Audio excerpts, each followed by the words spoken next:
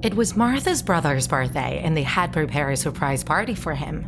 His friends, uncles, and other family had already arrived and were hiding. When her brother arrived home, everyone shouted, "Surprise!" However, something had happened to the young man because he had a sad expression. Everyone continued with the party, and Martha noticed the absence of her little sister, so she decided to go upstairs. As she passed through the hall, her cousin came out of one of the rooms and asked her if she wanted to play the smile game.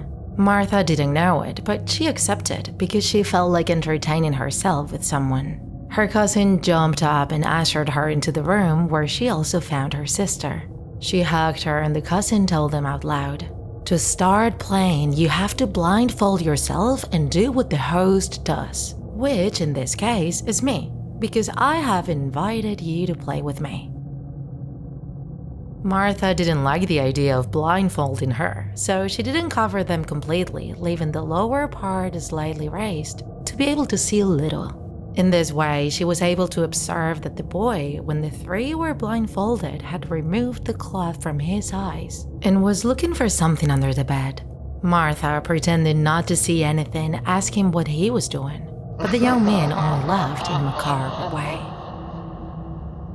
Suddenly, he took out a very sharp knife. Then Martha quickly took off the blindfold and ordered him to hand it over to her. When she wanted to take it from his hands, the boy pushed her hard. His face looked like that of a psychopath, and without stopping laughing and staring at her, he began to cut his mouth at the corners, drawing a long smile of blood. The young man slowly approached the little girl, offering her the knife to do the same. But Martha kicked him, preventing him from approaching her sister. The young man got up from the ground quickly and they began to fight. He insisted that they should continue with the game because she had agreed. In the middle of the struggle, the young man stuck the knife in Martha's back. She could only yell at her sister to run away and call her parents. As blood dripped from her back, her cousin crouched down and stared at her as he whispered, "This little face is missing a smile." And suddenly, everything went black. Martha woke up in the hospital surrounded by her parents and older brother. She tried to speak, but she couldn't. She had a bandage that covered the entire lower part of her face. The doctor came in and removed the bandage, told everyone that the image could shock them, and he still didn't know for sure how the wounds would heal. When the cloth was removed, Martha's parents and brother were shocked. They gave the young woman a mirror and she could only scream in fright. She had the same smile as her psycho cousin. Martha told her parents that everything had been the young man's fault. They looked at each other and told her that her cousin wasn't at the party. They wanted to tell her at the end of the celebration.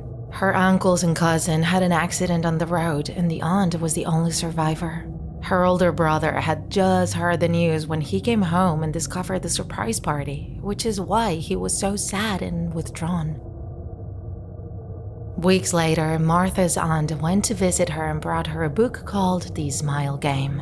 The young woman knew that this fact couldn't be a coincidence and quickly read the first page. There, it was explained that the game was a ritual that kept the spirits in the earthly world. The spirit tricked humans by posing as another mortal and inciting them to play. Then he cut their mouths, drawing them a big smile. In this way, he cursed them and took away their souls so that he could continue wandering through their world. At the end of the book, there were photos of several people with the same smile that she had. Martha never stopped dreaming about the game and her cousin. She could never again look at herself in a mirror and see the result of the smile game.